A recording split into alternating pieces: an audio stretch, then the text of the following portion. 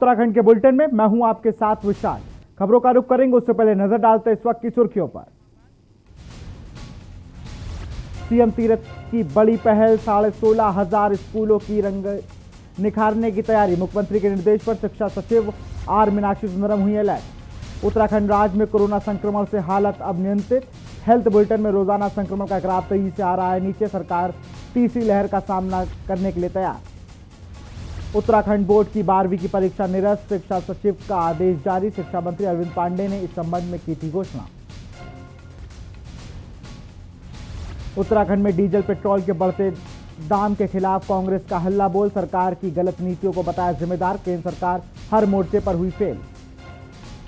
उत्तराखंड में कुंभ मेले के दौरान कोरोना टेस्ट में घपले की जांच की समिति गठित की गई है। 15 दिन में देगी रिपोर्ट। मुख्य विकास अधिकारी सौरभ गहरवार की अध्यक्षता में गठित की गई है कमेटी। ऋषिकेश में आपने परिवर्तित क्षेत्र में जरूरतमंदों के लिए भेजी राहत सामग्री। केंद्र और राज्य सरकार पर साधा निशाना। आपके वरिष्ठ नेता रिटायर्ड कर्नल अजय कोठियाल के नेतृत्व में भेजी गई सामग्री। खबरों का सारथी। बात करेंगे उत्तराखंड की, लेकिन उससे पहले दिल्ली से बड़ी खबर आपको बता रहे हैं। बड़ी खबर दिल्ली से आ रही है। 2 दिवसीय दौरे के बाद सीएम योगी लखनऊ रवाना। 27 घंटे के दौरे के बाद सीएम योगी आदित्यनाथ दिल्ली रवाना। 280 मिनट की बैठकों के बाद वापस लखनऊ रवाना। राष्ट्रपति से मुलाकात के बाद सीएम योगी आदित्यनाथ लखनऊ रवाना।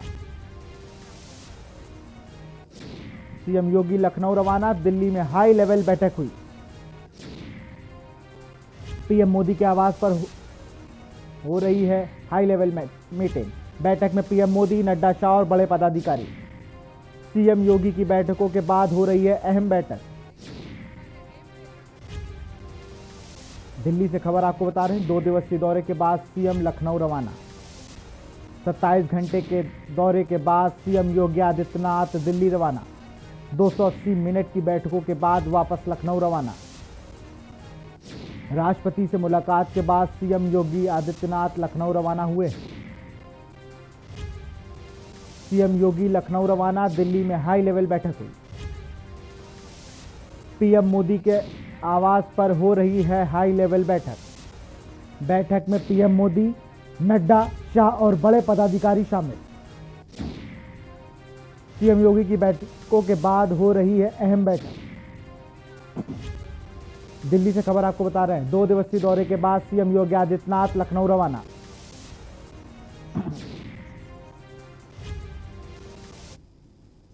अब रुक करते हैं उत्तराखंड की खबरों पे, और बड़ी खबर आपको लक्सर से बता रहे हैं। खानपुर पुलिस को मिली है बड़ी सफलता। लक्सर से खबर आपको बता रहे हैं, जहां खानपुर पुलिस को मिली है बड़ी सफलता। अवैध शराब के साथ 3 अभियुक्त गिरफ्तार किए गए हैं। बड़ी खबर आपको लक्सर से बता रहे हैं।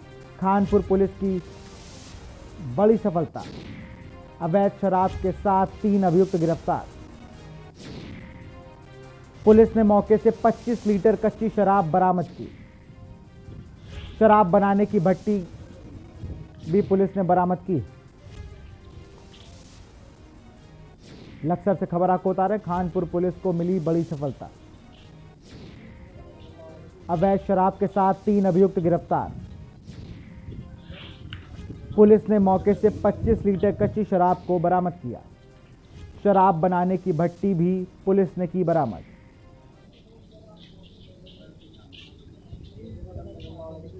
ये वो अभियुक्त हैं जिन्हें गिरफ्तार किया गया है कच्ची शराब के साथ। खानपुर पुलिस को बड़ी सफलता हाथ लगी है।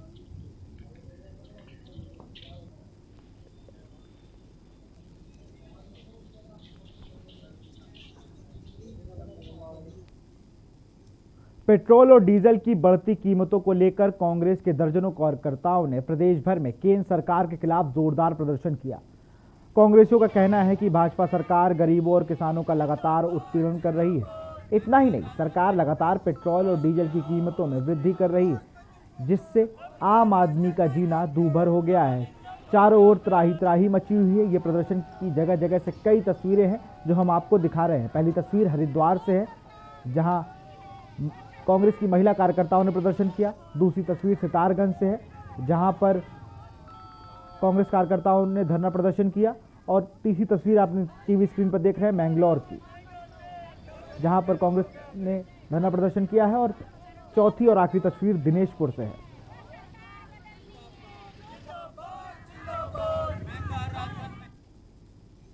खबर नैनीताल से है, जहां अखिल भारतीय कांग्रेस कमेटी के निर्देश पर कांग्रेस ने पेट्रोल डीजल की लगातार बढ़ती महंगाई के विरोध में देश भर के पेट्रोल पंपों पर सांकेतिक धरना प्रदर्शन कर पेट्रोल डीजल की बढ़ी हुई कीमतें वापस लेने की मांग की, जिसको लेकर महिला कांग्रेस प्रदेश अध्यक्ष सरिता आर्य के नेतृत्व में नैनीताल के तल्लीताल में कांग्रेसी कार्यकर्ताओं ने कोरोना महामारी के नियमों का पालन करते हुए विरोध प्रदर्शन किया और कांग्रेसी कार्यकर्ताओं ने भाजपा सरकार के खिलाफ जमकर नारेबाजी करते हुए बढ़ी हुई कीमतें वापस लिए जाने की मांग की।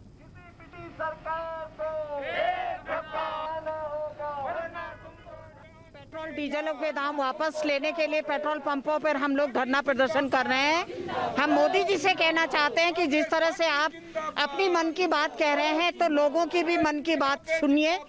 आपने पेट्रोल डीजल, आज डीजल पेट्रोल से महंगा हो गया है। 100 रुपए डीजल हो गया है, पेट्रोल 90 रुपए हो गया है। तो हम कहना चाहते हैं कि पेट्रोल डीजलों के दाम वापस लीजिए। गृहिणियों को अपना घर चलाना मुश्किल हो गया है। खबर विकासनगर से है, जहां कांग्रेस कमेटी विकासनगर के शहर अध्यक्ष शमी प्रकाश की अगुवाई में कांग्रेस कार्यकर्ताओं ने केंद्र सरकार के खिलाफ जमकर नारेबाजी करते हुए विरोध प्रदर्शन करते हुए पेट्रोल डीजल के दाम वापस लिए जाने की मांग की। वहीं शमी प्रकाश ने कहा कि केंद्र की भाजपा सरकार खाद्य पदार्थों और पेट्रो पदार्थों के दाम बढ़ाकर देश की जनता का शोषण करने का काम कर रही है, जिसको लेकर कांग्रेस केंद्र की भाजपा सरकार को चेताने का काम कर रही है।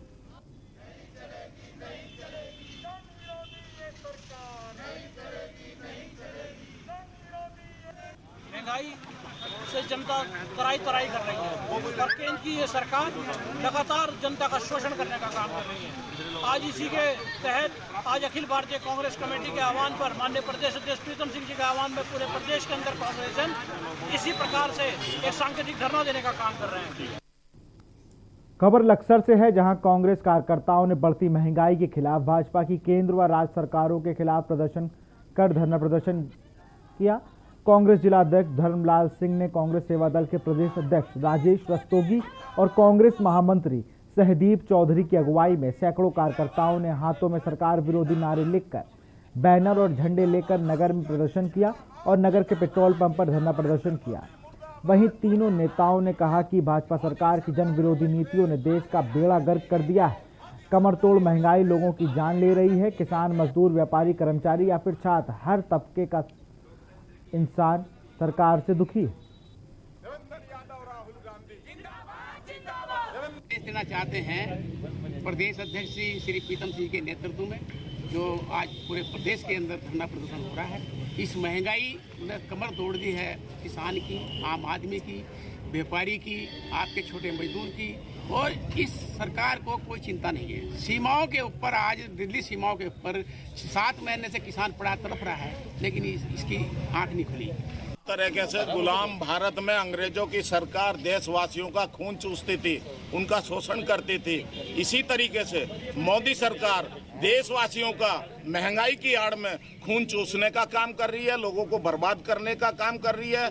गुलाम भारत में अंग्रेजों की सरकार में और आज की मोदी सरकार में कोई फर्क नहीं है। राहुल गांधी ने कहा था, देश के नेता ने, कि 6,500 रुपए महीना गरीब को कोरोना काल में मिलने चाहिए, क्यों नहीं दिए जा रहे हैं? प्रदेश नेतृत्व हमारे जो प्रदेश अध्यक्ष प्रीतम सिंह जी, उनके नेतृत्व में पूरे प्रदेश में धरना प्रदर्शन किया जा रहा है। जो डीजल और पेट्रोल बेतहाशा वृद्धि हो रही है, इसे कम किया जाए, जिससे महंगाई कम हो, आम आदमी की कमर टूट गई। आम आदमी जो है आज परेशान है, इसलिए भारतीय जनता पार्टी की आंख खोलने के लिए, कान खोलने के लिए प्रदर्शन किया जा रहा है।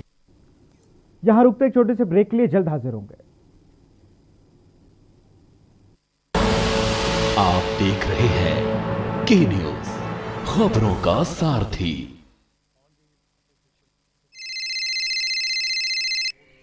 क्या हुआ?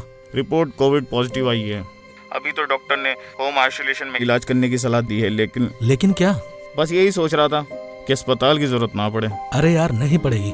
हमारे देश में लाखों लोग डॉक्टर की सलाह लेकर होम आइसोलेशन में ठीक हो रहे हैं, और अगर जरूरत पड़ भी गई तो तू नजदीकी अस्पताल में अपनी बीवी का इलाज मुफ्त में करा सकता है, क्योंकि उत्तराखंड सरकार ने प्रधानमंत्री जन आरोग्य योजना, अटल आयुष्मान उत्तराखंड योजना एवं राज्य सरकार स्वास्थ्य योजना के लाभार्थियों को निर्धारित प्रोटोकॉल के अनुसार कोविड के लिए भी सभी प्रकार के निःशुल्क उपचार की व्यवस्था कर दी है। घबराए नहीं, क्योंकि अब आपको मिलेगी राज्य सरकार के सूचीबद्ध अस्पतालों में कैशलेस इलाज की सुविधा।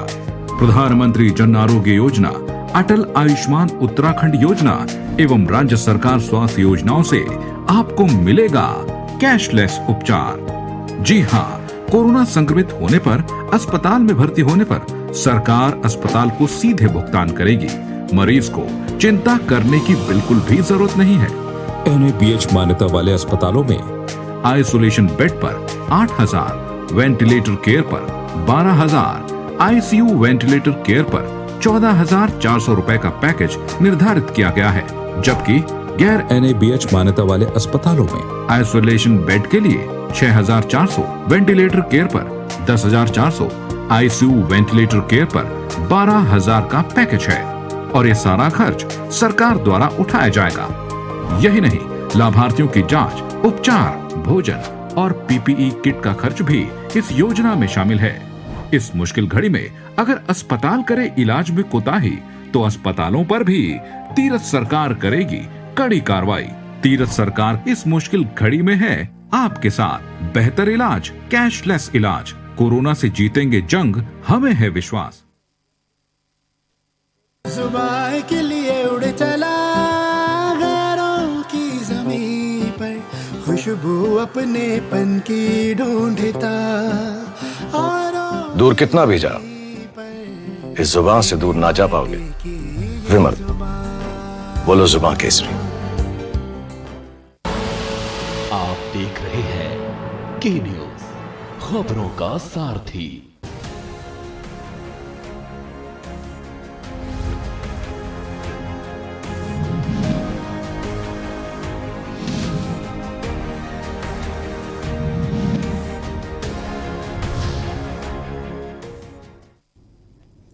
ब्रेक के बाद आपका स्वागत है। खबर उत्तरकाशी से है, जहां गंगोत्री विधानसभा में कांग्रेस पार्टी के समस्त कार्यकर्ताओं और पदाधिकारियों ने पूर्व विधायक गंगोत्री विजयपाल सजवाड़ के नेतृत्व में बढ़ते पेट्रोल डीजल और महंगाई के खिलाफ उत्तरकाशी नगर मुख्यालय के पेट्रोल पंप में धरना प्रदर्शन किया और जमकर केंद्र और राज्य सरकार के खिलाफ नारेबाजी की।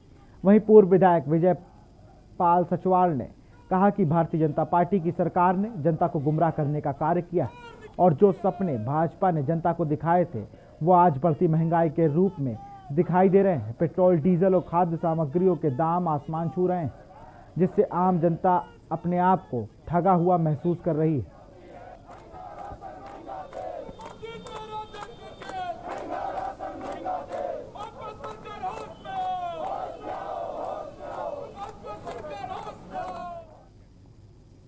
खबर हरिद्वार से है, जहां आम आदमी पार्टी के अल्पसंख्यक मोर्चा के प्रदेश अध्यक्ष यूनुस चौधरी ने प्रेस वार्ता कर भाजपा सरकार पर वार करते हुए कहा कि भाजपा सरकार हर मोर्चे पर फेल है। जिस तरीके से कोरोना काल में लोगों ने अपने बलबूते पर प्राइवेट हॉस्पिटल्स में इलाज कराया और केंद्र सरकार और राज्य सरकार दोनों ही इस मोर्चे पर फेल दिखाई दी और लोगों को इस बात को समझ रहे हैं। हम उत्तराखंड में पार्टी को और मजबूत करने में लगे हैं और आने वाले विधानसभा चुनाव में आम आदमी पार्टी की सरकार होगी। दिल्ली के अंदर आदमी को इलाज नहीं मिला, बढ़िया इलाज। देश की आर्थिक स्थिति बहुत खराब है। यहाँ पर गरीब तबका पिसता चला जा रहा है। साथ ही हमारे जो इस देश में महामारी फैली, उसके रोकथाम की व्यवस्था हमारी भारत सरकार के पास नहीं थी। ना स्टेट गवर्नमेंट ने कोई ऐसी खास व्यवस्थाएं करी। लोगों ने अपने बलबूते पर प्राइवेट अस्पतालों में इलाज कराया। जिस तरह से आम आदमी पार्टी का संगठन तेजी से विस्तार कर रहा है, उसी के चलते हमारे जो है प्रदेश अध्यक्ष अल्पसंख्यक मोर्चा डॉक्टर यूनुस चौधरी जी भी अल्पसंख्यक मोर्चा का संगठन की तैयारी में अपना पूरा हरिद्वार, पूरा उत्तराखंड में घूम रहे हैं। पूरे देश के साथ साथ उत्तराखंड राज्य में भी कोरोना संक्रमण के से हालात अब नियंत्रण में होते जा रहे हैं। आपको बता दें कि स्वास्थ्य विभाग की जारी हेल्थ बुलेटिन में रोजाना संक्रमण का ग्राफ तेजी से नीचे आ रहा है, लेकिन अब वही इन सब के बीच कोरोना की तीसरी लहर की आशंका लगातार जताई जा रही है। ऐसे में प्रदेश सरकार का क्या कुछ तैयारियां हैं और सरकार तीसरी लहर का सामना करने के लिए कितनी तैयार है, इसको लेकर के न्यूज संवाददाता ने कैबिनेट मंत्री गणेश जोशी से खास बातचीत की। कैबिनेट मंत्री और देहरादून जिले के कोविड प्रभारी मंत्री गणेश जोशी जी इस वक्त मेरे साथ मौजूद हैं, जिनसे आज हम खास बातचीत करेंगे। सीधे चलते हैं, उनसे बात करते हैं। मंत्री जी, सबसे पहले के न्यूज इंडिया में आपका बहुत बहुत स्वागत है। सबसे पहला सवाल मेरा यही है, जिस तरह से प्रदेश में कोरोना की दूसरी लहर आई और संक्रमण का ग्राफ तेजी से ऊपर गया, देहरादून जिले का आपको प्रभारी बनाया गया, सुविधाओं को लेकर आपने खास तौर पर खुद कमान संभाली, ग्राउंड जीरो पर रहकर जिस तरह से आपने हालातों का जायजा लिया, वर्तमान समय की अगर हम बात करते हैं तो अभी क्या कुछ अपडेट है? क्योंकि अभी हमें ये चीज भी ध्यान में रखनी है कि दूसरी लहर अभी खत्म नहीं हुई है। देखिए, कोविड के खिलाफ लड़ाई में पूरा देश लड़ रहा है। देश के प्रधानमंत्री मोदी जी के आह्वान पर 135 करोड़ देशवासी इस लड़ाई को लड़ रहे हैं और माननीय मुख्यमंत्री जी के नेतृत्व में, तीरथ सिंह रावत जी के नेतृत्व में हमारी पूरी सरकार इसके लिए लड़ रही है। आम जनमानस का साथ हमें मिल रहा है। मुझे याद है जब मुझे कोविड मंत्री बनाया था, मात्र हमारे पास 265 आईसीयू बेड थे। आज 2 महीने के अंदर उनको बढ़ाकर हमने 836 कर दिया है। जब मैं 1 अप्रैल को कोविड मंत्री बना था, हमारे पास 106 वेंटिलेटर थे। आज उनको बढ़कर के हमने 325 कर दिया है। जब मैं कोविड मंत्री बना था 1 अप्रैल को, तो हमारे यहाँ 603 ऑक्सीजन बेड थे। उनको बढ़ाकर आज हमने 3200 कर दिया है। आखिरी सवाल मंत्री जी, आज आपके मुख्यमंत्री जी से भी मुलाकात हुई है, क्या कुछ ऐसे विशेष मुद्दे रहे हैं जिन पर आज चर्चा हुई है? देखिए, आज हमारे ये बच्चे जो नर्सिंग स्टाफ का काम 20 साल से कर रहे हैं, डिप्लोमा होल्डर हैं, क्योंकि स्वास्थ्य विभाग द्वारा नर्सिंग की नियुक्ति वो निकाली गई है। इनका ये कहना है कि ये बच्चे 20 साल से नौकरी कर रहे हैं। अगर कोई नया बच्चा कोई फ्रेशर एग्जाम देगा, क्योंकि 20 साल से प्रैक्टिकल वर्क कर रहे हैं, तो इनको दिक्कत आ सकती है। इनकी बात जायज़ भी है। मैंने मुख्यमंत्री से बातचीत की है, मैंने चीफ सेक्रेटरी से बात की है। हम अन्य सरकारों की पॉलिसीज़ का अध्ययन कर रहे हैं, जैसे हिमाचल, राजस्थान और मध्य प्रदेश। उन्होंने इस चीज़ को अडॉप्ट, कहीं उन्होंने वेटेज दिया है, कहीं उन्होंने आरक्षण दिया है। तो जो बेहतर होगा, जिसके दायरे में आ सकते हैं, उसको करने का प्रयास किया जाएगा। के न्यूज़ इंडिया से बात करने के लिए धन्यवाद। तो ये थे कैबिनेट मंत्री गणेश जोशी जी, जिन्होंने के न्यूज़ इंडिया से खास बातचीत की। वीडियो जर्नलिस्ट लाइक अहमद के साथ मैं अशोक कुमार, के न्यूज़ इंडिया, देहरादून। यहां रुकते एक छोटे से ब्रेक के लिए, जल्द हाजिर होंगे।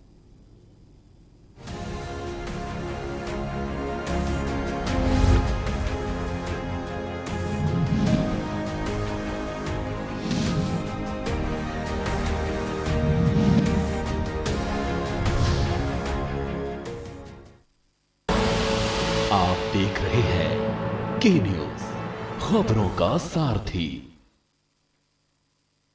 कोरोना काल में हर जरूरत या समस्या के समाधान के लिए सभी दिल्ली वासी बस याद रखें एक नंबर 1031।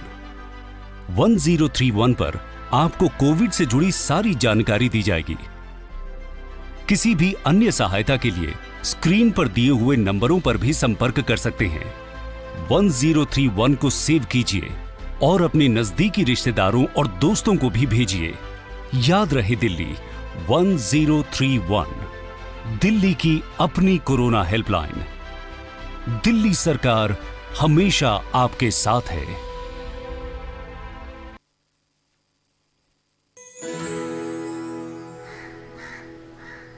अब हारने के लिए तैयार हो जा चुटकी। ये देख क्वीन मेरी। भाभी देखो ना भैया। अरे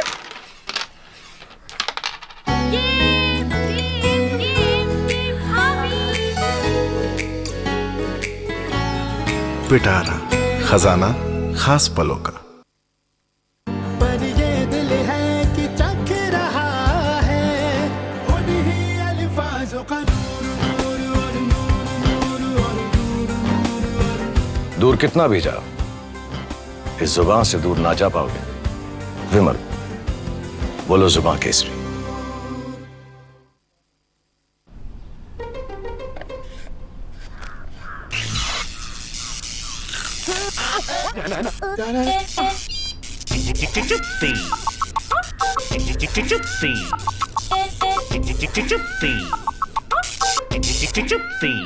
चिप्सीज, दोस्ती का नया फंडा। आप देख रहे हैं के न्यूज़, खबरों का सारथी।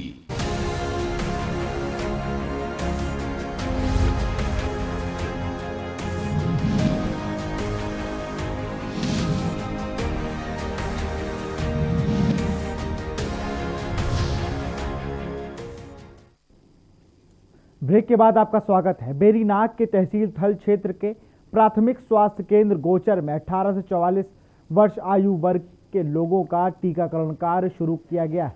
टीकाकरण से एक दिन पहले ही 200 से अधिक लोगों का रजिस्ट्रेशन हुआ। ऑनलाइन रजिस्ट्रेशन के आधार पर ही लोग टीकाकरण के लिए अस्पताल पहुंचे। प्राथमिक स्वास्थ्य केंद्र गोचर के प्रभारी चिकित्सा अधिकारी डॉक्टर अतुल यादव ने बताया कि कोविड-19 के टीकाकरण को लेकर युवाओं में काफी जोश देखने को मिला है।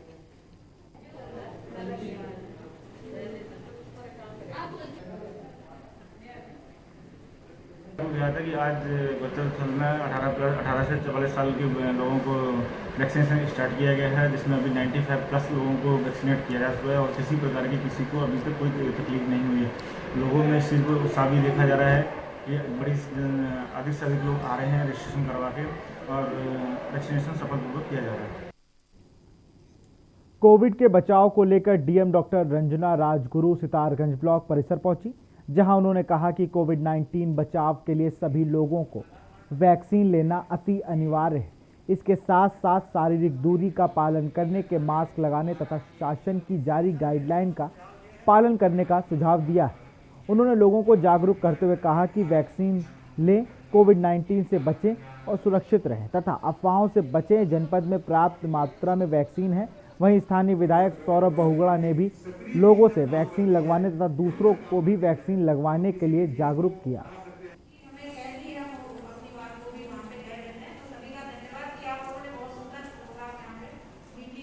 कोविड-19 का जो वैक्सीनेशन चल रहा है उसको एक कहते हैं हम मोटिवेशन वाली बैठक आज हमने करी है। इसमें माननीय विधायक जी भी उपस्थित थे और हमारे सभी सम्मानित जनप्रतिनिधिगण वो प्रधान कड़ी इत्यादि हैं, सभी लोग उपस्थित थे काफ़ी संख्या में और सभी से काफ़ी फीडबैक भी लिया गया कि क्या कोई वैक्सीनेशन में कठिनाई आ रही है फील्ड स्तर पे और जो उनकी शंकाएं थी उनका भी समाधान किया गया। हमारी मेडिकल टीम भी चूँकि यहाँ पे उपस्थित थी। नैनीताल विधायक संजीव आर ने नैनीताल के डीएसए मैदान में आशा कार्यकर्ताओं, आंगनवाड़ी सहित पर्यावरण मित्रों सहित फ्रंट लाइन वर्करों को हेल्थ केयर किट वितरित किए। विधायक संजीव आर ने कहा कि कोरोना संक्रमण के दौरान हमारे फ्रंट लाइन वर्कर जिस तरह अपने परिवार की चिंता किए बगैर लगातार कोरोना संक्रमित क्षेत्रों में जाकर लोगों की मदद कर रहे हैं, वो काबिले तारीफ है। इन फ्रंट लाइन वर्करों को सुरक्षा उपलब्ध कराना उनकी सरकार की जिम्मेदारी है। इसी के लिए सभी फ्रंट लाइन वर्करों को हेल्थ केयर किट उपलब्ध कराई गई।